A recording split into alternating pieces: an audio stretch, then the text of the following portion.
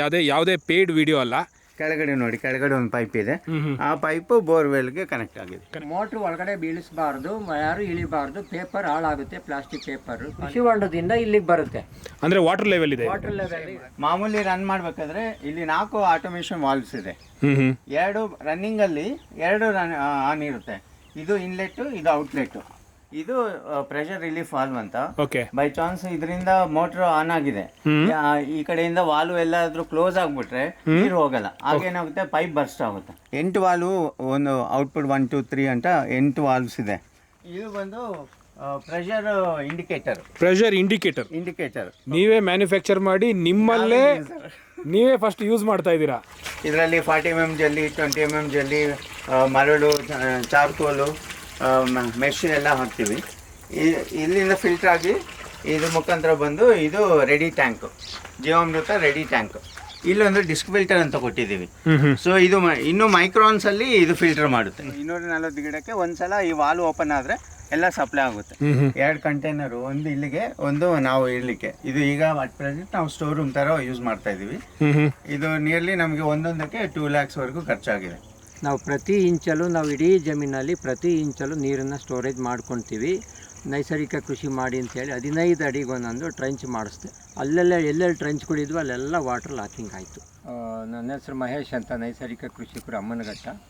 ಇಲ್ಲಿ ನಮ್ಮೂರ ಪಕ್ಕ ಒಂದು 3 ಕಿಲೋಮೀಟ್ರ್ ದೂರದಲ್ಲಿ ನಮ್ಮ ಸರ್ ಗಿರೀಶ್ ಸರ್ ಅಂತ, ಇವರು ಬೆಂಗಳೂರಿಂದ ಬಂದರು. ನೈಸರ್ಗಿಕ ಕೃಷಿ ಮಾಡಬೇಕು ಅಂತ ಡಿಸ್ಕಸ್ ಮಾಡಿ, ಅವ್ರದ್ದೊಂದು 4 ಎಕರೆ ಖಾಲಿ ಜಮೀನಿತ್ತು. ಅಲ್ಲಿ ಒಂದು ನ್ಯಾಚುರಲ್ ಫಾರ್ಮಿಂಗ್ ಮಾಡಬೇಕು ಅಂತ ಸರ್ ಈ ಥರ ಡಿಸ್ಕಸ್ ಮಾಡಿ, ಈ ಥರ 5 ಲೇಯರ್ ಮಾಡಲು ಮಾಡಿ ಈ ಥರ ನಾವು ಒಂದು ಆಯೋಜನೆ ಮಾಡಿದ್ದೀವಿ. ಇಲ್ಲಿ 4 ಎಕರೆಗೂ ಒಂದು 5-6 ಥರ ವೆರೈಟಿದು ಹಾಕ್ಕೊಂಡಿದ್ದೀವಿ ಬೆಳೆ. ಫಸ್ಟು ಇಲ್ಲಿ ನಾವು ನೈಸರ್ಗಿಕ ಕೃಷಿ ಮಾಡಬೇಕು ಅಂದರೆ ಜೀವಾಮೃತದ್ದು ಇರಲೇಬೇಕು ಫಸ್ಟು. ಅದನ್ನು ಪ್ಲ್ಯಾಂಟನ್ನು ನಾವು ಮಾಡಿದ್ದೀವಿ. ಇಲ್ಲಿ ಫಸ್ಟು ಅವರು ಎಲ್ಲ ಆಟೋಮಿಷನ್ ಮಾಡಿದ್ದಾರೆ. ಅವರು ಎಲೆಕ್ಟ್ರಾನಿಕ್ ಪರಿಚಯ ಇರೋದ್ರಿಂದ ಎಲ್ಲ ಆಟೋಮಿಷನ್ ಮಾಡ್ಕೊಂಡಿದ್ದಾರೆ. ಅವ್ರನ್ನ ಈಗ ನಾವು ಅವ್ರದ್ದು ಎಲ್ಲ ಇದು ಆಟೋಮಿಷನ್ದೆಲ್ಲ ಅವ್ರದ್ದು ಪ್ರಾಜೆಕ್ಟು. ನಮ್ಮದೇನಿದ್ರು ನೈಸರ್ಗಿಕ ಕೃಷಿನಲ್ಲಿ ಯಾವ ಮಾಡಲ್ ಮಾಡಬೇಕು, ಯಾವ ಗಿಡ ಹಾಕಬೇಕು ಅನ್ನೋದು ನಾವು ಡಿಸ್ಕಸ್ ಮಾಡಿ ನಾವು ಮಾಡಿದ್ದೀವಿ. ಫಸ್ಟ್ ಖಾಲಿ ಜಮೀನಿತ್ತು. ಫಸ್ಟ್ ಬೋರ್ ಹಾಕ್ಸ್ಲಿಕ್ಕೆ ಈ ಪಾಯಿಂಟ್ ತೋರಿಸಿದ್ರು. ಬೋರ್ ಇಲ್ಲಿ ಹಾಕ್ಸಿದ್ದೀವಿ. ಹಾಕಿದ ಮೇಲೆ ಕೃಷಿ ಹೊಂಡ ಮಾಡ್ತಾ ಇದ್ವಿ. ಇಲ್ಲಿಂದ ಬೋರು ಅಲ್ಲಿಗೆ ಬರ್ತಾ ಇತ್ತು. ಇದು ಕೃಷಿ ಹೊಂಡ. ಇದು ಕೃಷಿ ಹೊಂಡ. ಓಕೆ. ಸೊ ಇದಕ್ಕೆ ಮಳೆ ನೀರು ಬರ್ತಾ ಇತ್ತು. ಆ ಮಳೆ ನೀರನ್ನ ವೇಸ್ಟ್ ಮಾಡಬಾರ್ದು ಅಂತ ಇಲ್ಲಿ ಬಂದ ಮೇಲೆ ಓವರ್ಫ್ಲೋ ಆಗಿರೋದು ಬೋರ್ವೆಲ್ ರೀಚಾರ್ಜ್ಗೆ ಮಾಡಬೇಕು ಅಂತ ಈ ಬೋರ್ವೆಲ್ ರೀಚಾರ್ಜ್ ಸಿಸ್ಟಮ್ ಮಾಡಿದ್ದೀವಿ. ಇದು ಬೋರ್ವೆಲ್ ರೀಚಾರ್ಜ್ ಸೆಟಪ್ ನಿಮ್ಮದು? ಸೆಟಪ್ಪು. ಇದು 10 ಅಡಿ ಬೈ 10 ಅಡಿ. ಇದಕ್ಕೆ ಕೆಳಗಡೆ ಬೋಲ್ಡರ್ಸ್ ಇದೆ. ಅದ್ರ ಮೇಲೆ ಒಂದು 40 mm ಜಲ್ಲಿ, 20 mm ಜಲ್ಲಿ ಮತ್ತು ಮರಳು ಇದೆಲ್ಲ ಹಾಕಿದ್ದೀವಿ. ಅಲ್ಲಿಂದ ಇದಕ್ಕೆ ಬಂದು ಈ ಬೋರ್ವೆಲ್ ರೀಚಾರ್ಜ್ ಬಂದು ಇದು ಕೆಳಗಡೆ ಒಳಗಡೆ ಹೋಗ್ಬಿಟ್ಟು ಇದರಲ್ಲಿ ಬರುತ್ತೆ. ಓಕೆ. ಇದರಿಂದ ಬೋರ್ವೆಲ್ಗೆ ಕೇಸಿಂಗ್ ಪೈಪ್ಗೆ ವೆಲ್ಡಿಂಗ್ ಮಾಡಿ ಅಲ್ಲಿ ಹೋಲ್ ಹಾಕಿ ಅದರಿಂದ ಇದಕ್ಕೆ ಕನೆಕ್ಟ್ ಮಾಡಿದ್ದೀವಿ. ಸೊ ಈ ಒಂದು ಜಾಗದಿಂದ ನಿಮಗೆ ಬೋರಿಗೆ ಬೋರ್ವೆಲ್ ಕೇಸಿಂಗ್ ಬರುತ್ತೆ. ಬರುತ್ತೆ. ಹಾಂ. ಅಲ್ಲಿ ಹೋಲ್ ಹಾಕಿ ಅದಕ್ಕೆ ವೆಲ್ಡಿಂಗ್ ಮಾಡಿಸಿ ಅಲ್ಲಿಂದ ಆ ಪೈಪು ಇದಕ್ಕೆ ಕನೆಕ್ಟ್ ಮಾಡಿದ್ವಿ. ಓಕೆ. ಈ ಇದಕ್ಕೆ ಕನೆಕ್ಟ್ ಮಾಡಿದ್ವಿ. ಇದರಲ್ಲಿ ನೀರು ಈ ಪೈಪ್ಸ್ ಒಳಗಡೆ ಹೋಗುತ್ತೆ. ಇದಕ್ಕೆ ಹೋಲ್ಸ್ ಮಾಡಿ SS ಫಿಲ್ಟರು ಮತ್ತು ನೈಲಾನ್ ಫಿಲ್ಟರು ಎಲ್ಲ ಸುತ್ತಿದ್ದೀವಿ. ಬಂದರೆ ಗೊತ್ತಾಗುತ್ತೆ ನಿಮಗೆ. ಅದ್ರ ಮುಖಾಂತರ ಈ ಪೈಪ್ ಒಳಗಡೆ ಹೋಗಿ ಕೆಳಗಡೆ ನೋಡಿ, ಕೆಳಗಡೆ ಒಂದು ಪೈಪ್ ಇದೆ. ಆ ಪೈಪು ಬೋರ್ವೆಲ್ಗೆ ಕನೆಕ್ಟ್ ಆಗುತ್ತೆ. ಸೊ ಈ ನೀರು ಇದಕ್ಕೆ ಬಂದ್ಬಿಟ್ಟು ಇಲ್ಲಿಂದ ಅಲ್ಲಿಗೆ ಹೋಗುತ್ತೆ. ಸೊ ಇದು ಈ 4 acres ಬೌಂಡ್ರಿಗೂ ಇದೊಂದೇ ಒಂದು ಬೋರ್ವೆಲ್ ಸೆಟಪ್ ಇರೋದು? ಹೌದು, ಇದೊಂದು ಬೋರ್ವೆಲ್ ಸೆಟಪ್ ಇದೆ. ಆ್ಯಂಡ್ ನೀರು ಬರ್ತಾ ಇದೆ, ಸಫಿಷಿಯೆಂಟ್ ಅಂತ ಹೇಳಿದ್ರು. ಇದು ಕೃಷಿ ಹೊಂಡ, ಇದೊಂದೇ ಕೃಷಿ ಹೊಂಡ ಈ 4 ಎಕರೆಗೆ ಇರೋದು. ಈ ಮೊದಲು ಇದಕ್ಕೆ ನೀರು ಬರ್ತಾ ಇತ್ತು ಅಂತ ಹೇಳಿದ್ರಿ, ಮಳೆ ನೀರು. ಈಗ ನೀವು ಮಳೆ ನೀರು ಏನೋ ಬರೋಂಗೆ ಮಾಡ್ಕೊಂಡಿದ್ದೀರಾ ಹೇಗೆ? ಈಗ ಈ ಸಿಸ್ಟಮ್ ಎಲ್ಲ ಮಾಡಿದ ಮೇಲೆ 5 ಲೇಯರ್ ಸಿಸ್ಟಮಲ್ಲಿ ಟ್ರಂಚಿಂಗ್ ಎಲ್ಲ ಮಾಡಿದ ಮೇಲೆ ಬರಲ್ಲ ಅಂತ ಹೇಳಿದರು. ಓಕೆ. ಅದಕ್ಕೆ ನಾವು ಅದನ್ನು ಕೃಷಿ ಹೊಂಡ ಕನ್ವರ್ಟ್ ಮಾಡಿ ಬೇಸಿಗೆಯಲ್ಲಿ ಇಲ್ಲಿಂದ ಬೋರಿಂದ ಇದಕ್ಕೆ ಹಾಕೊಂಡು ಕಡಿಮೆ ಆಗ್ಬೋದು, ಜಾಸ್ತಿ ಆಗ್ಬೋದು. ಸೊ ಕೃಷಿ ಹೊಂಡಕ್ಕೆ ಹೋಗಿ ಅಲ್ಲಿಂದ ಬೋರ್ವೆಲ್ಲಿಂದ ಸ್ಯಾಂಡ್ ಫಿಲ್ಟರ್ಗೆ ಹೋಗುತ್ತೆ. ಅಲ್ಲಿಂದ ಫಿಲ್ಟರ್ ಮಾಡಿ ಹೊಲಕ್ಕೆ ಬಿಡ್ತಾ ಇದ್ದೀವಿ. ಓಕೆ. ಸೊ ಆ್ಯಸ್ ಆಫ್ ನಾವು ಈ ಕೃಷಿ ಹೊಂಡಕ್ಕೆ ಮೇನ್ ಸೋರ್ಸ್ ಬಂದ್ಬಿಟ್ಟು ಬೋರ್ವೆಲ್. ಇಲ್ಲಿ ಕೃಷಿ ಹೊಂಡದಿಂದ ನಾವು ಏನು ಮಾಡ್ತೀವಿ, ಕೃಷಿ ಹೊಂಡ ಓವರ್ಫ್ಲೋ ಆಯಿತು, ಅವಾಗೇನು ಮಾಡ್ತೀವಿ, ಅಲ್ಲಿ ಒಂದು ಸೆನ್ಸಾರ್ ಇಟ್ಟಿರ್ತಾರೆ. ಆ ಕೃಷಿ ಹೊಂಡದಿಂದ ತುಂಬಿದಾಗ ಅಲ್ಲಿಂದ ಇಲ್ಲಿಗೆ ಬರುತ್ತೆ ಫಸ್ಟ್. ಅಲ್ಲಿಂದ ಇಲ್ಲಿ ಅಂದ್ರೆ ಕೃಷಿ ಹೊಂಡದಿಂದ ಇಲ್ಲಿಗೆ ಬರುತ್ತೆ. ಇಲ್ಲಿಗೆ ಬರುತ್ತೆ. ಯಾಕೆ ನಾವು ಇದನ್ನ ಮಾಡಿರೋ ಉದ್ದೇಶ ಏನು ಅಂದರೆ ಮೋಟ್ರ್ ಒಳಗಡೆ ಬೀಳಿಸಬಾರ್ದು, ಯಾರು ಇಳಿಬಾರ್ದು, ಪೇಪರ್ ಹಾಳಾಗುತ್ತೆ, ಪ್ಲಾಸ್ಟಿಕ್ ಪೇಪರ್, ಪಾಲಿಥೀನ್ ಅಂತ ಹೇಳಿ ಸಪ್ರೇಟ್ ಒಂದು ಕೃಷಿ ಹೊಂಡ ಇದು ತೊಟ್ಟಿ ಮಾಡ್ಕೊಂಡಿದ್ದೀವಿ. ಸಿಮೆಂಟ್ ಬಳೆಗಳನ್ನ ಕೂರಿಸಿ ಅಲ್ಲಿ ಒಂದು ತೊಟ್ಟಿ ಮಾಡ್ಕೊಂಡಿದ್ದೀವಿ. ಓಕೆ. ತೊಟ್ಟಿಯಿಂದ ಅಲ್ಲಿ ಕೃಷಿ ಹೊಂಡದಿಂದ ಇಲ್ಲಿಗೆ ಬರುತ್ತೆ. ಅಂದ್ರೆ ವಾಟರ್ ಲೆವೆಲ್ ಇದೆ. ವಾಟರ್ ಲೆವೆಲ್ ಕೃಷಿ ಹೊಂಡದಲ್ಲಿ ಎಷ್ಟಿರುತ್ತೆ ಇದಕ್ಕೂ ಅಷ್ಟೇ ಇರುತ್ತೆ. ಓಕೆ. ಆಯ್ತಾ. ಇದಕ್ಕೆ ನಾವು 3 HP motor, single phase motor ಹಾಕೊಂಡಿದ್ದೇವೆ. ಇಲ್ಲಿಂದ ಅಲ್ಲಿಗೆ ಒಂದು ಪೈಪ್ ಇದೆ. ಹೌದು, ಪೈಪ್ ಇದೆ. ಬರುತ್ತೆ. ಈ ಕೃಷಿ ಹೊಂಡದ ಓವರ್ಫ್ಲೋ ಆಯಿತು ಅಂತ ಇಟ್ಕೊಳ್ಳೋಣ. ಅವಾಗ ಓವರ್ಫ್ಲೋ ಆದಾಗ ಅವ್ರ ಟೆಕ್ನಾಲಜಿನಲ್ಲಿ ಒಂದು ಸೆನ್ಸಾರ್ ಇಟ್ಟಿರ್ತಾರೆ. ಮೋಟ್ರ್ ಅವಾಗ ಸೆನ್ಸಾರಲ್ಲಿ ಏನು ಮಾಡುತ್ತೆ, ಟ್ಯಾಂಕ್ ತುಂಬಿದೆ ಅಂತ ಮೋಟ್ರಿಗೆ ಸಿಗ್ನಲ್ ಕೊಡುತ್ತೆ ಸ್ಟಾರ್ಟ್ರಿಗೆ. ಓಕೆ. ಅವಾಗ ಇದು ಆನ್ ಆಗುತ್ತೆ. ಓಕೆ. ಇದು 3 HP ಮೋಟ್ರ್ ಆನ್ ಆಗುತ್ತೆ. ಅತಿ ಹೆಚ್ಚು ಓವರ್ಫ್ಲೋ ಬಂದಾಗ, ಹೈ ಪ್ರೆಷರ್ ಬಂದಾಗ ಇಲ್ಲಿ ಅದು ಪೈಪ್ ಏನಾರ ಡ್ಯಾಮೇಜ್ ಆಗಬಾರ್ದು ಅಂತ ಒಂದು ಸೇಫ್ಟಿ ಇದು ವಾಲ್ ಇಟ್ಟಿರ್ತಾರೆ. ಇದರಲ್ಲಿ ಅದು ಮತ್ತೆ ರಿವರ್ಸ್ ಬರುತ್ತೆ, ಸೇಫ್ಟಿ ವಾಲ್ ಅಲ್ಲಿ ಬರುತ್ತೆ, ಓಪನ್ ಆಗ್ಬಿಡುತ್ತೆ. ಇದನ್ನೆಲ್ಲ ನೀವೇ ಒಂದು ಎಕ್ಸ್ಪ್ಲೈನ್ ಮಾಡಿದ್ರೆ ಇನ್ನೂ ಚೆನ್ನಾಗಿರುತ್ತೆ ಕೆಲವು ಹೆಸರುಗಳನ್ನ. ಈ ಲೆವೆಲ್ ಸೆನ್ಸರು ಯಾವುದು? ಲೆವೆಲ್ ಸೆನ್ಸರ್ ಇನ್ನು ಕಲೆಕ್ಷನ್ ಕೊಟ್ಟಿಲ್ಲ, ಅವ್ರು ಕಲೆಕ್ಷನ್ ಕೊಡ್ತಾ ಇದ್ದಾರೆ. ಕೊಡ್ತಾ ಇದೀವಿ. ಲೆವೆಲ್ ಇಲ್ಲೂ ಇಟ್ಟಿರ್ತಾರೆ, ಇಲ್ಲೇ ಇಟ್ಟಿರ್ತಾರೆ ಅವರು. ಓಕೆ. ಹೌದೌದು. ಲೆವೆಲ್ ಸೆನ್ಸರ್ ಕೇಬಲ್ ಬಂದಿದೆ. ಕೇಬಲ್ ಇದು ಲೆವೆಲ್ ಸೆನ್ಸರ್ ಕೇಬಲ್ ಇದು. Okay okay okay. ಇದು ಮೋಟರ್ ಕೇಬಲ್. ಇದು ಮೋಟರ್ ಕೇಬಲ್. ಇನ್ನು ಸೆನ್ಸರ್ ಇಡಬೇಕೀಗ. ಜಸ್ಟ್ ಲೈಕ್ ನಿಮಗೆ ಈ ಸಿಟಿಗಳಲ್ಲಿ ಸಂಪ್ಗಳಲ್ಲಿ ಒಂದು ಲೆವೆಲ್ ಸೆನ್ಸರ್ ಹಾಕಿರ್ತಾರೆ. ಮಿಡ್ ಲೆವೆಲ್, ಹೈ ಲೆವೆಲ್ ಮತ್ತೆ ಬಾಟಮ್ ಲೆವೆಲ್. ಇಲ್ಲೇ ಆದ್ರೆ ಕಂಟಿನ್ಯೂಸ್ ಲೆವೆಲ್ ಸಿಗುತ್ತೆ. ಕಂಟಿನ್ಯೂಸ್ ಲೆವೆಲ್ ಸಿಗುತ್ತೆ. ಎಷ್ಟು 1 ಅಡಿ ಇದೆಯಾ, 1.5 ಇದೆಯಾ, 2 ಫೀಟ್ ಇದೆಯಾ, ಅದು ಕಂಟಿನ್ಯೂಸ್ ಗೊತ್ತಾಗ್ತಾ ಇರುತ್ತೆ. ನಾವು ಎಷ್ಟಕ್ಕೆ ಬೇಕಿದ್ರೆ ಅಷ್ಟು ಸೆಟ್ ಮಾಡ್ಬೋದು.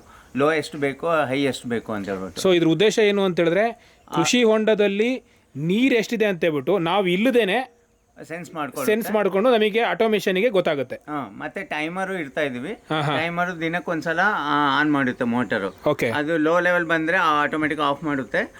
ಲೋ ಲೆವೆಲ್ಗಿಂತ ಜಾಸ್ತಿ ಇದ್ರೆ, ಹೈಲಿ ಇದ್ರೆ ಆನ್ ಮಾಡಿಕೊಂಡು ಜಮೀನಿಗೆಲ್ಲ ನೀರು ಇದು ಮಾಡುತ್ತೆ.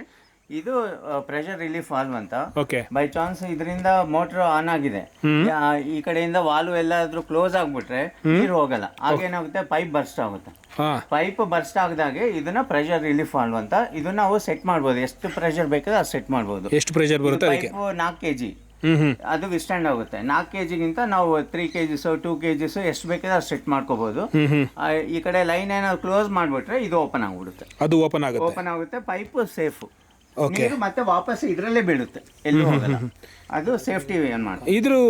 ಇದ್ರ ಪ್ರೆಷರ್ ಬಂದ್ಬಿಟ್ಟು ಈ ನಿಮ್ಮ ಕೃಷಿ ಹೊಂಡದ್ದು ಹೈಟ್ಸ್ ಏನಿದೆಯಲ್ಲ, ಐ ಮೀನ್ ಟು ಸೇ, ಈಗ ನಿಮಗೆ ಈ ಕೃಷಿ ಹೊಂಡದಲ್ಲಿ ಇಲ್ಲಿದು ವಾಟರ್ ಹೈಟ್ ಏನಿದೆಯಲ್ಲ, ಹೈಟ್ ಬೇರೆ ಪ್ರೆಷರ್ ಬೇರೆ. ನೋ ನಾನು ಏನು ಕೇಳ್ತಾ ಇದ್ದೀನಿ ಅಂದ್ರೆ, ವಾಟರ್ ಹೈಟ್ ಮೇಲ್ಗಡೆನೂ ಕೂಡ ನಿಮಗೆ ಮೋಟರ್ ಇಂದು ಡಿಸ್ಪರ್ಸ್ ಇದೆಯಲ್ಲ, ಅದ್ರ ಮೇಲ್ಗಡೆನೂ ಪ್ರೆಷರ್ ಡಿಪೆಂಡ್ ಆಗಲ್ವಾ?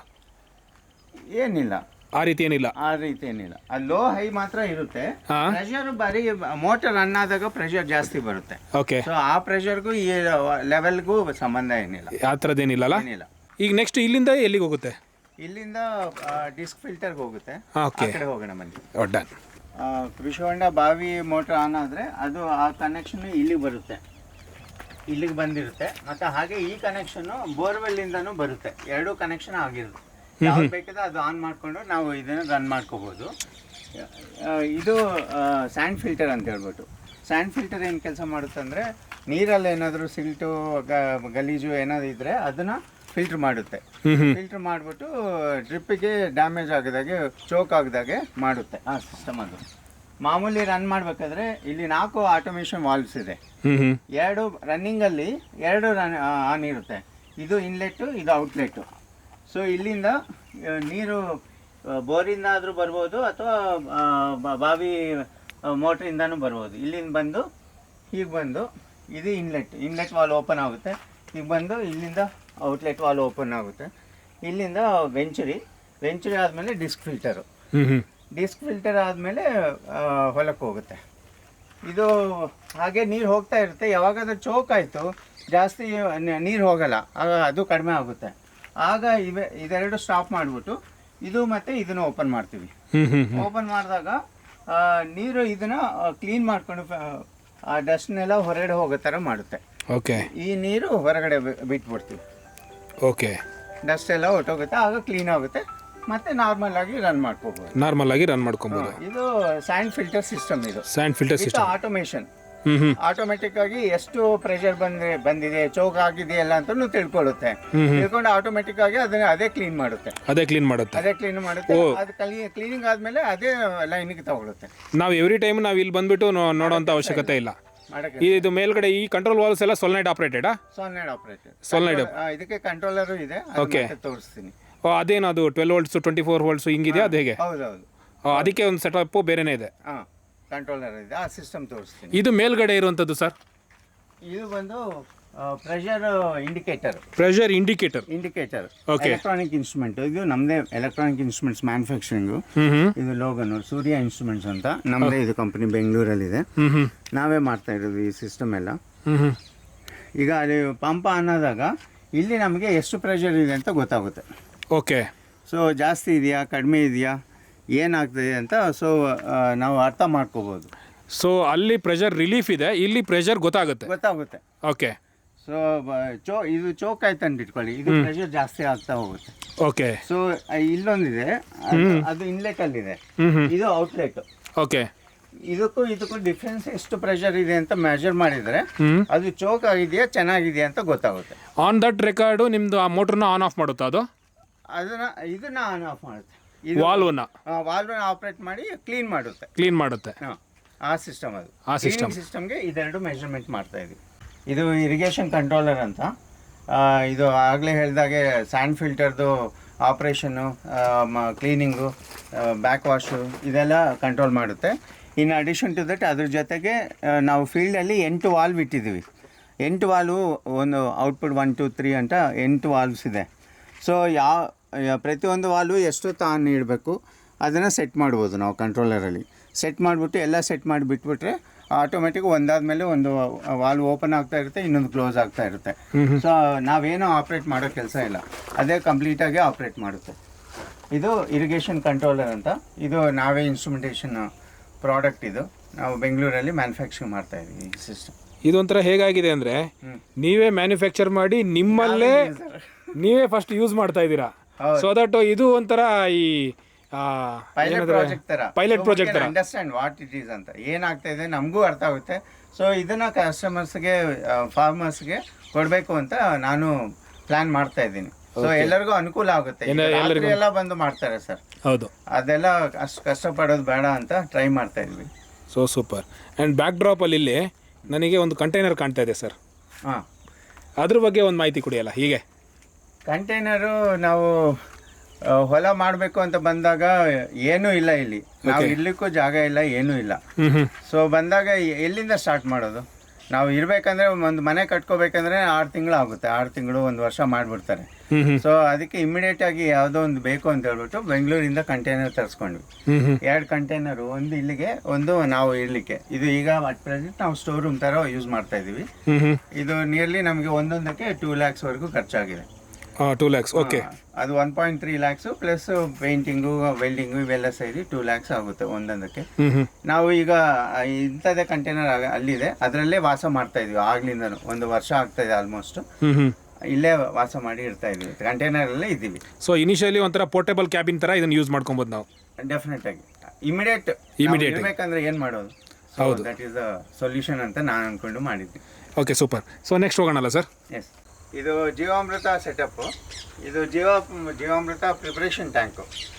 ಇಲ್ಲಿಂದ ಬಂದದ್ದು ಇಲ್ಲಿ ಫಿಲ್ಟರ್ ಆಗುತ್ತೆ. ಇದು ಫಿಲ್ಟರ್ ಟ್ಯಾಂಕು.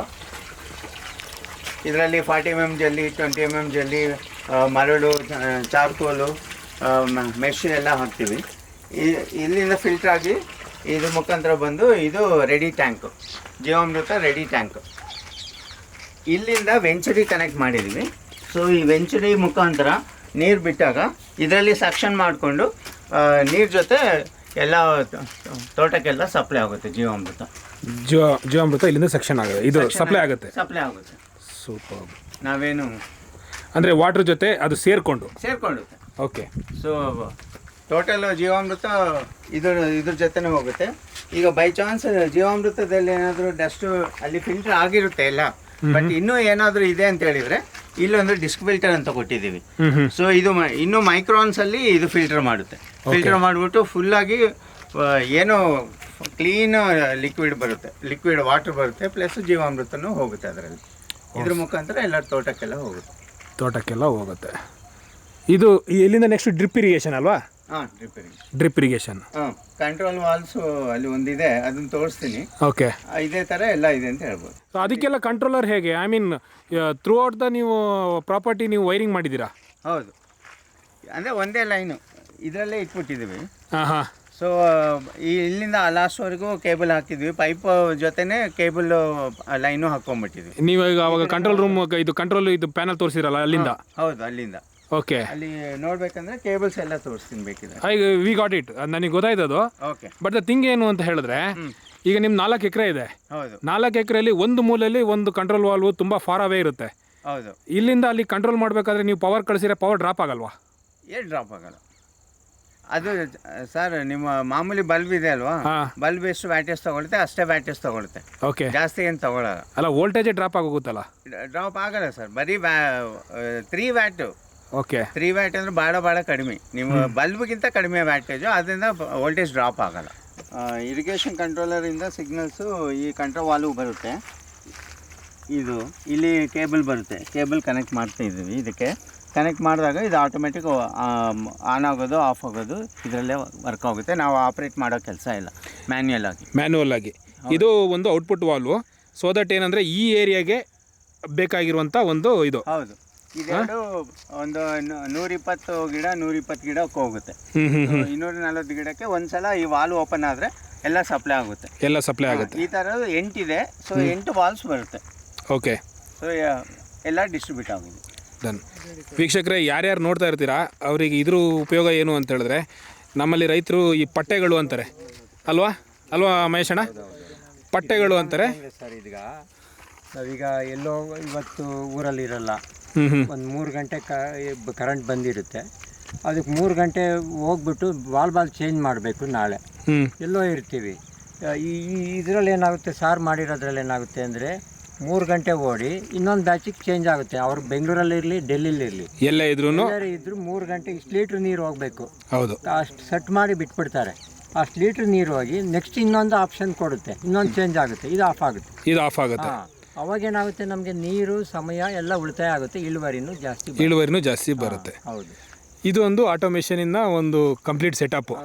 ವೀಕ್ಷಕರೇ, ಈ ಹಂತದಲ್ಲಿ ನಾನು ನಿಮಗೆ ಹೇಳಬೇಕು ಏನು ಅಂತ ಹೇಳಿದ್ರೆ, ನಾನು ರ್ಯಾಂಡಮ್ ಆಗಿ ಮಹೇಶಣ್ಣನ ಜೊತೆಗೆ ಈ ತೋಟಕ್ಕೆ ಬಂದಿರೋದು. ಕಾರಣ ಏನು ಅಂತ ಹೇಳಿದ್ರೆ, ಇಲ್ಲಿರುವಂತಹ ಆಟೋಮೇಷನ್ನ ಉಪಯೋಗಿಸ್ಕೊಂಡು ಇಲ್ಲಿ ಇರಿಗೇಷನ್ ಮಾಡ್ತಿರುವಂಥದ್ದನ್ನು ರೈತರಿಗೆ ತೋರ್ಸೋಕ್ಕೋಸ್ಕರ. ಯಾವುದೇ ಪೇಯ್ಡ್ ಇದಲ್ಲ, ಯಾವುದೇ ಪೇಯ್ಡ್ ವಿಡಿಯೋ ಅಲ್ಲ. ಇಲ್ಲಿ ನಾನು ನಿಜವಾಗ್ಲೂ ಥ್ಯಾಂಕ್ ಹೇಳಬೇಕು. ಏನು ಅಂತ ಹೇಳಿದ್ರೆ, ಸೂರ್ಯ ಇನ್ಸ್ಟ್ರುಮೆಂಟೇಷನ್ನು ಮತ್ತು ಇದು ಕಂಟ್ರೋಲರ್ಸು, ಆ ಒಂದು ಇದಕ್ಕೆ ಏನಂದರೆ ಅವ್ರದ್ದೇ ಒಂದು ಭಾಗವಾಗಿ ಅವ್ರದ್ದೇ ತೋಟಕ್ಕೆ ಇದನ್ನು ಬಳಸ್ಕೊಂಡಿದ್ದಾರೆ. ತುಂಬ ಚೆನ್ನಾಗಿ ಅದ್ಭುತವಾಗಿ ಈಗ ಕಾಣ್ತಾ ಇದೆ. ತುಂಬ ವರ್ಕ್ ಆದಮೇಲೆ, ಇಷ್ಟೆಲ್ಲ ಮಾಡಿದ್ಮೇಲೆ ವರ್ಕ್ ಆದಮೇಲೂ ತುಂಬ ಚೆನ್ನಾಗಿ ಕಾಣುತ್ತೆ ಅನ್ನೋ ಒಂದು ನಂಬಿಕೆ ಕೂಡ ನನಗಿದೆ. ಈ ಹಂತದಲ್ಲಿ ನಾನು ನಿಮಗೆ ಕೇಳೋದು ಸರ್, ನಾನು ಆ್ಯಕ್ಚುಲಿ ಇದನ್ನೆಲ್ಲ ಎಲ್ಲೂ ಕೇಳಲ್ಲ, ರೈತರದ್ದು ಆದಾಯ ಕೇಳಲ್ಲ, ಎಷ್ಟು ಖರ್ಚು ಅಂತಲೂ ನಾನು ಕೇಳಲ್ಲ. ಬಟ್ ಇದನ್ನು ಈ ನಿಮ್ಮ ವಾಲ್ವು, ಈ ಆಟೋಮೇಷನ್ ಸೆಟಪ್ಪು, ಇದನ್ನು ಯಾರಾದರೂ ಇನ್ನೊಬ್ಬ ರೈತ ಹಾಕಿಸ್ಕೊಳ್ತಾನೆ ಅವನ ಭೂಮಿಗೆ ಅಂತ ಹೇಳಿದ್ರೆ, ಇಂಡಿವಿಜುವಲ್ ಆಗಿ ಲೈಕ್ ಹೆಂಗೆ ಅಂದರೆ, ಒಂದೊಂದು ವಾಲ್ವು ಅನ್ನೋ ಲೆಕ್ಕಕ್ಕೆ ಮುಖ್ಯವಾಗಿ ಬೇಕಾಗಿರುವಂಥದ್ದು ಏನಕ್ಕೆ ಔಟ್ಪುಟ್ ವಾಲ್ವು ಜಮೀನಿನ ಮೇಲ್ಗಡೆ ವೇರಿ ಆಗ್ತಾ ಹೋಗುತ್ತೆ ಅಲ್ವಾ ಮಹೇಶಣ್ಣ? ಸೊ ಅದ್ರ ಮೇಲ್ಗಡೆ ನೀವೊಂದು ರಫ್ಲಿ ಎಷ್ಟಾಗ್ಬೋದು ಅಂತ ಹೇಳ್ಬಿಟ್ಟು ನಿಮ್ಮ ಅಂದಾಜು ನೀವು ಹೇಳ್ತೀರಾ? ವೀಕ್ಷಕರೇ, ಇಲ್ಲಿ ಇನ್ನೂ ಒಂದು ಮಾತು ಹೇಳ್ತಾ ಇದ್ದೀನಿ. ನಾವು ಈ ವಿಡಿಯೋನ ಶೂಟ್ ಮಾಡ್ತಿರೋದು 2025ರಲ್ಲಿ, ಆಯಿತಾ? ಇನ್ನು 2000 ವೀಕ್ಷಕರೇ, 2025 ಇದು. ಇನ್ನು ಮುಂದಿನ ಹಂತದಲ್ಲಿ ಇದೇ ರೇಟು ಅಂತ ಹೇಳ್ಬಿಟ್ಟು ಅವರಿಗೆ ಬಂದುಬಿಟ್ಟು ಕೇಳಬೇಡಿ. ಅವ್ರ ನಂಬರ್ನ ನಾನು ಕೆಳಗಡೆ ಕೊನೆಯ ಭಾಗದಲ್ಲಿ ಕೊಡ್ತೀನಿ. ಮಾಡಿ ಹೇಳ್ತಾರೆ, ಫೋನ್ ಮಾಡಿದ್ರೆ ಏರಿಯಾ ಡಿಸ್ಟೆನ್ಸು ಎಷ್ಟು ಏರಿಯಾಕ್ಕೆ ಅಂತ ಕ್ಯಾಲ್ಕುಲೇಟ್ ಮಾಡಿ ಆಯಾ ಏರಿಯಾದಕ್ಕೆ ಚೇಂಜ್ ಆಗುತ್ತೆ ಅಂತ ಸರ್ ಹೇಳಿದ್ರು. ಅದು ಪ್ರತಿಯೊಂದು ಜಮೀನಿಗೂ ಅದರದ್ದೇ ಸಿಸ್ಟಮ್ ಮಾಡಬೇಕಾಗುತ್ತೆ. ಅದನ್ನ ಚೆಕ್ ಮಾಡಿ ಎಷ್ಟು ವಾಲ್ವ್ ಬೇಕೋ, ಅವ್ರು ಯಾವ ಥರ ಆಪ್ರೇಟ್ ಮಾಡ್ತಾ ಇದ್ದಾರೆ, ಬೋರ್ವೆಲ್ಲಿಂದ ನೀರು ಎಷ್ಟು ಬರ್ತಾ ಇದೆ, ಸೊ A to Z ಅದ್ರ ಮೇಲೆ ಡಿಪೆಂಡ್ ಮಾಡಿ ಅದ್ರ ಪ್ರಕಾರ ನಾವು ಪ್ಲ್ಯಾನ್ ಮಾಡಿ ಕೊಡಬೇಕಾಗುತ್ತೆ ಆಟೋಮೆಟಿಕ್ ಕಂಟ್ರೋಲ್ ಸಿಸ್ಟಮ್. ಓಕೆ. ಇದು ಈಗ ನಮ್ಮ ಜಮೀನಿಗೆ ನಿಯರ್ಲಿ ಇದು 8 ವಾಲ್ವ್ ಇದೆ, ಆಟೋಮೇಷನ್ ಮಾಡಿರೋದು. ಪ್ಲಸ್ಸು ಸ್ಯಾಂಡ್ ಫಿಲ್ಟರ್ದು ಅದು ಕಂಟ್ರೋಲ್ ಸಿಸ್ಟಮ್ ಎಲ್ಲ ಮಾಡಿ ಅರೌಂಡ್ 1.2 ಲ್ಯಾಕ್ಸ್ವರೆಗೂ ಆಗುತ್ತೆ. 1.2 ಲ್ಯಾಕ್ಸ್ ಇದೆಲ್ಲ ಸೇರಿ ಅಪ್ರಾಕ್ಸಿಮೇಟ್ಲಿ? ಹೌದು, ಆ ಸಿಸ್ಟಮ್ ಎಲ್ಲ ಸೇರಿ. ಓಕೆ ವೀಕ್ಷಕರೇ, ನಾನಿಲ್ಲಿ ರೆಕಮೆಂಡು ಅದು ಇದು ಏನೂ ಮಾಡ್ಲಿಕ್ಕೆ ಹೋಗಲ್ಲ. ಇವರ ಸರ್ ನಂಬರ್ನ ನಾನು ಕೊನೆ ಭಾಗದಲ್ಲಿ ಕೊಟ್ಟಿರ್ತೀನಿ. ನೀವು ನಿಮಗೆ ಅವಶ್ಯಕತೆ ಇದೆ ಅಂತ ಹೇಳಿದ್ರೆ, ನಿಮ್ಮ ತೋಟಕ್ಕೆ ನಿಮ್ಮ ಸಮಯಕ್ಕೆ ಬೆಲೆ ಇದೆ ಅಂತ ಹೇಳಿದ್ರೆ ದಯವಿಟ್ಟು ಕಾಂಟ್ಯಾಕ್ಟ್ ಮಾಡಿ, ಅಲ್ವಾ ಮಹೇಶಣ್ಣ? Okay sir, okay. ಹಾಂ, ಈಗ ಇದಿಷ್ಟು ಅವರ ಆಟೋಮೇಷನ್ ಸೆಟಪ್ ಆಯಿತು. ಈಗ ತೋಟನ ನಾವು ಆವಾಗ ಸಣ್ಣದಾಗಿ ಇದು ಮಾಡಿದ್ವಿ, ಹೇಳಿದ್ವಿ. ತೋಟನ ಒಂದು ಸಣ್ಣದಾಗಿ ವೀಕ್ಷಣೆ ಮಾಡೋಣ. ಮಹೇಶಣ್ಣ, ಒಂದು ಮಾತು ಹೇಳಲಿಕ್ಕೆ, ಇಲ್ಲಿ ಬಂದ ಮೇಲೆ ಸಾವಯವ ಕೃಷಿ ಮಾಡಬೇಕು ಅಂತ 2-3 ಕಡೆ ತಿರುಗಿದಾಗ ಒಂದು ಕಡೆ ಬೆಂಗಳೂರಲ್ಲಿ ಕ್ಲಾಸ್ ನಡೀತಾ ಇತ್ತು.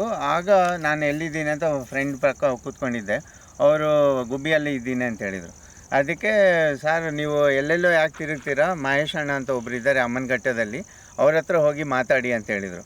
ನಾನು ಇಮ್ಮಿಡಿಯೇಟು ಬಂದು 2-3 ದಿನಕ್ಕೆ ಹೋಗಿ ಮಾತಾಡಿದೆ.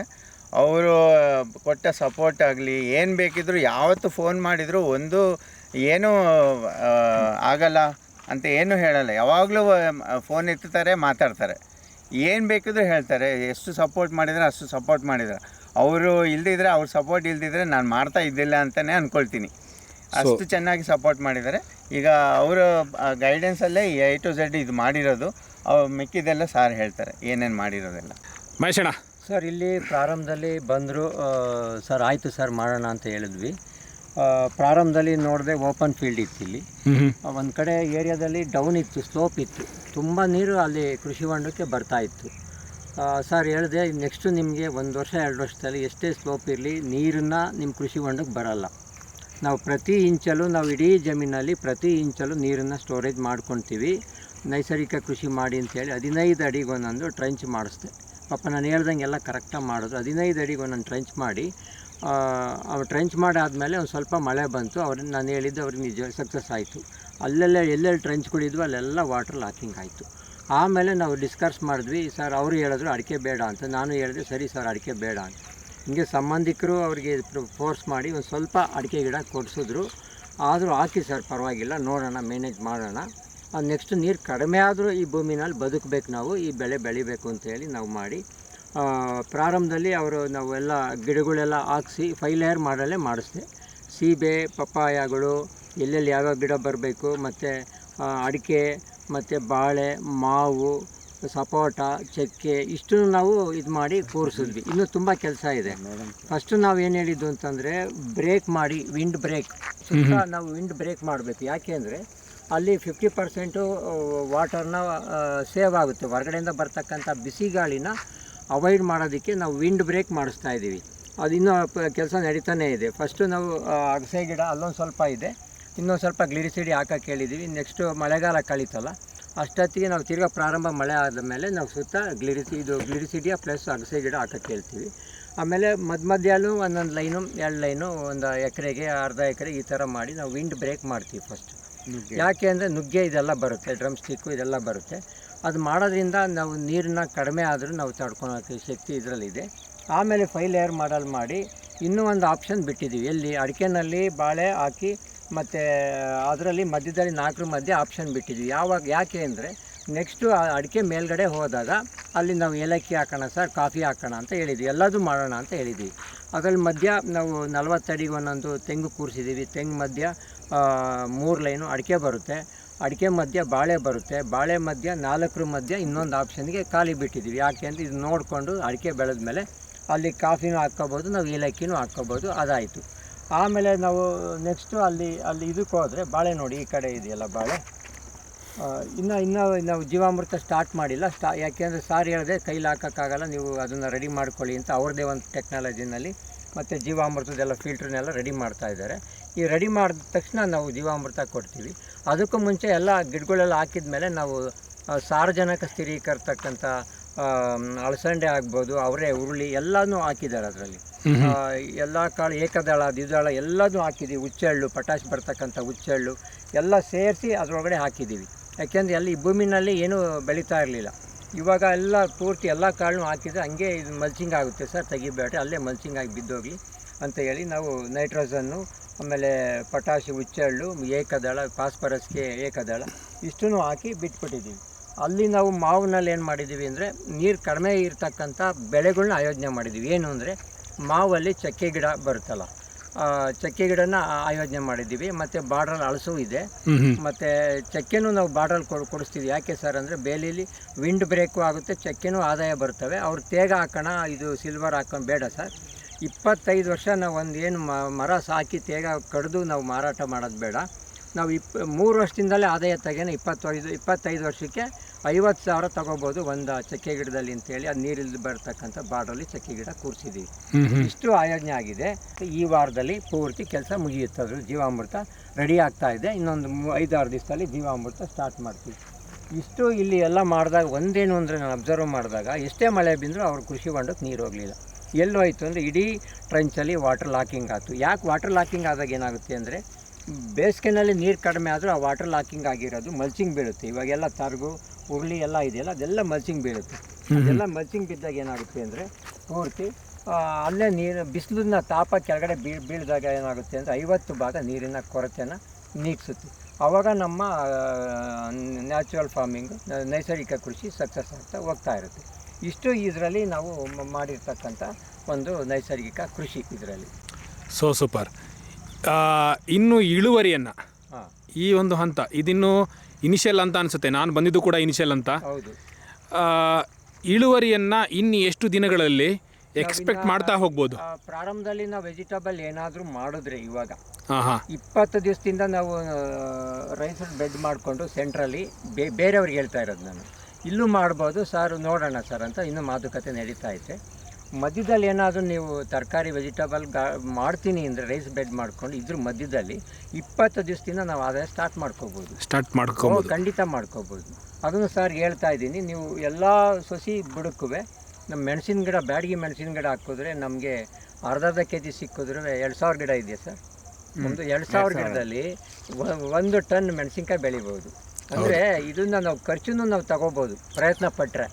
ಹಾಂ, ಅವರು ಮನಸ್ಥಿತಿ ಯಾವ ಥರ ಇರುತ್ತೋ ಆ ಡಿಪೆಂಡ್ ಮಾಡ್ತಾ ಹೋಗ್ತಾ ಇರ್ತೀವಿ. ಲೇಬರ್ಗಳು ಇದೆಲ್ಲ ಅಡ್ಜಸ್ಟ್ಮೆಂಟ್ ಮಾಡಿದಾಗ ನಾವು ಮೆಣಸಿನ ಗಿಡ ಹಾಕ್ಕೋಬೋದು, ಬೇರೆ ಬೇರೆ ಗಿಡ ಆಯೋಜನೆ ಮಾಡ್ಕೋಬೋದು, ಮಧ್ಯದಲ್ಲಿ ವೆಜಿಟೇಬಲ್ ಗಾರ್ಡನ್ ಮಾಡ್ಕೋಬೋದು, ಪೂರ್ತಿ ತರಕಾರಿ ಬೆಳಿಬೋದು. ಯಾರಾದರೂ ಮಾಡ್ತೀನಿ ಅಂತಂದರೆ ನಾವು ತರಕಾರಿ ಅದ್ರ ಮಧ್ಯದಲ್ಲಿ ನ್ಯಾಚುರಲಾಗಿ ಮಾಡ್ಕೊಂಡು ಹೋಗ್ಬೋದು. 20 ದಿವಸದಿಂದ ಹಿಡಿದು ಇನ್ನು 8 ತಿಂಗಳಿಂದ 8 ತಿಂಗಳು ಅಷ್ಟೊತ್ತಿಗೆ ಬಾಳೆ ಸ್ಟಾರ್ಟ್ ಆಗಿಬಿಡುತ್ತೆ. ಆಮೇಲೆ ಅಲ್ಲಿ ಪಪಾಯ ಬರುತ್ತೆ. ಇನ್ನು ಯಾವುದು ಜೀವಾಮೃತ ನಾವು ಇದು ಕೊಡ್ತಾ ಇಲ್ಲ. ಇವಾಗ ನಾವು ಬೇಕಾದ್ರೆ ಘನ ಜೀವಾಮೃತ ಮತ್ತು ಜೀವಾಮೃತ, ಗೋಕೃಪಾಮೃತ ಕೊಟ್ಟು ನಾವು ಜೀವಾಮೃತ ಸ್ಪ್ರೇ ಮಾಡಿದ್ರೆ ಇನ್ನೊಂದು ತಿಂಗಳಲ್ಲಿ ನೀವು ಅದ್ಭುತವಾಗಿ ಪ್ರಾರಂಭ ಆಗ್ತದೆ ಕೆಲಸಗಳು. So super. ಈ ಹಂತದಲ್ಲಿ ಸರಿ ಕೇಳಬೇಕು ಸರ್, ಫಾರ್ಮಿಂಗು ಇದು ನಿಮ್ಮ ಮೊದಲನೇ ಅನುಭವನ ಹೇಗೆ? ಡೆಫಿನೆಟಾಗಿ ನಮ್ಮ ತಾತ ಅವರು ಮಾಡ್ತಾಯಿದ್ರು, ನಮ್ಮ ತಾಯಿ ತಂದೆಯವರು. ಮಾವವ್ರ ಜೊತೆ ಚಿಕನ್ನಲ್ಲಿ ಮೇ ಬಿ ಒಂದು 7-8ನೇ ವರ್ಷ ಇರಬೇಕು, ಆಗ ಹೋಗಿದೆ ಅಷ್ಟೇ. ಮಧ್ಯದಲ್ಲಿ ಎಲ್ಲೂ ಹೋಗಿಲ್ಲ, ನೋಡಿಲ್ಲ. ಇದೇ ಫಸ್ಟು ಇಲ್ಲಿ ಬಂದ ಮೇಲೆ ಸ್ಟಾರ್ಟ್ ಮಾಡಿದ್ದು. ಹೌದು. Welcome to farming sir. ಹಂಗಾರೆ especially natural farming, natural and organic farming. First ಏನೇ ಫಾರ್ಮಿಂಗ್ ಮಾಡಿ ಸಾರ್ಗೆ ಹೇಳ್ತಾ ಇದ್ದೀನಿ, ಫಸ್ಟು ನಿಮಗೆ ದೇಹಕ್ಕೆ ಏನು ಬೇಕೋ ಅದು ಸ್ಟಾರ್ಟ್ ಮಾಡೋಣ. ಇಲ್ಲಿಂದ ಪ್ರತಿ ವಾರ ನಿಮ್ಮ ಮಕ್ಕಳಿಗೆ ತರಕಾರಿ ಹೋಗಬೇಕು ನ್ಯಾಚುರಲ್ ಆಗಿ. ಅದೊಂದು ಕಿಚನ್ ಗಾರ್ಡನ್ ನೆಕ್ಸ್ಟು ಮಾಡ್ತೀವಿ. ಇದೆಲ್ಲ ಮುಗಿಲಿ ಅಂತ ಹೇಳಿದ್ದಾರೆ. ಇಲ್ಲಿಂದ ಅವರು ನ್ಯಾಚುರಲಾಗಿ ತಿನ್ನಬೇಕು. ನೆಕ್ಸ್ಟು ಗೆಡ್ಡೆ ಗೆಣಸು ತಿನ್ನಬೇಕು, ತರಕಾರಿ ಅವ್ರ ಮನೆಗೆ ಹೋಗಬೇಕು, ಅವ್ರ ಮಕ್ಕಳು ಇಲ್ಲಿಂದಲೇ ತಿನ್ನಬೇಕು, ಅವರು ತಿನ್ನಬೇಕು. ಇಷ್ಟು ಸಮೃದ್ಧಿಯಾಗಿ ಜೀವನ ಮಾಡಿ ಸರ್ ಸಾಕು ಅಂತ ಹೇಳಿದ್ದೀವಿ. ಸೊ ಈಗ ನೀವು ಇಲ್ಲೇ ಸ್ಟೇ ಆಗ್ತಾ ಇದ್ದೀರಾ? ಈಗ ಇಲ್ಲೇ ಸ್ಟೇ ಆಗ್ತಿದ್ದೀರಾ? ಕಂಟೈನರಲ್ಲೇ ಇದು ಮಾಡ್ತಿದ್ದೀರಾ? ಅಂದರೆ ಬೆಂಗಳೂರಿಂದ ಹೋಗಿ ಬರೋದು ಇಂಥದ್ದಿಲ್ಲ, ಏನೂ ಇಲ್ಲ? ಏನಿಲ್ಲ, ಮೇ ಬಿ 1 ತಿಂಗಳು 1-2 ತಿಂಗಳಿಗೊಂದ್ಸಲ ಮಕ್ಕಳು ನೋಡಿಕೊಂಡು ಮಾತಾಡಿಸ್ಕೊಂಡು ಬರ್ತೀವಿ ಅಷ್ಟೇ. ಈಗ ಕಂಟಿನ್ಯೂಸ್ ಇಲ್ಲೇ ಕೆಲಸ ಮಾಡ್ತಾ ಇದ್ದೀವಿ. ಈಗ ಯಾರಿಗಾದರೂ ಹೆಚ್ಚಿನ ಮಾಹಿತಿ ಬೇಕು ಅಂತ ಹೇಳಿದರೆ ನನ್ನ ನಂಬರ್ ಬಂದು 9448065988. ನಾನು ಗಿರೀಶ್ ಬಾಬು ಅಂತ ಹೇಳ್ಬಿಟ್ಟು, ನಾನು ಗುಬ್ಬಿ ಹತ್ರ ಲಕ್ಕಿನಹಳ್ಳಿ ಗ್ರಾಮದ ಹತ್ರ ಇದ್ದೀನಿ. ನೀವು ಫೋನ್ ಮಾಡಿಬಿಟ್ಟು ಕೇಳ್ಕೊಂಡ್ರೆ ಡೀಟೇಲ್ಸ್ ಎಲ್ಲ ಕೊಡ್ತೀನಿ. ಯಾವಾಗ ಬೇಕಿದ್ರೆ ಅವಾಗ ಫೋನ್ ಮಾಡಿಬಿಟ್ಟು ಹೇಳಿ. Thank you sir.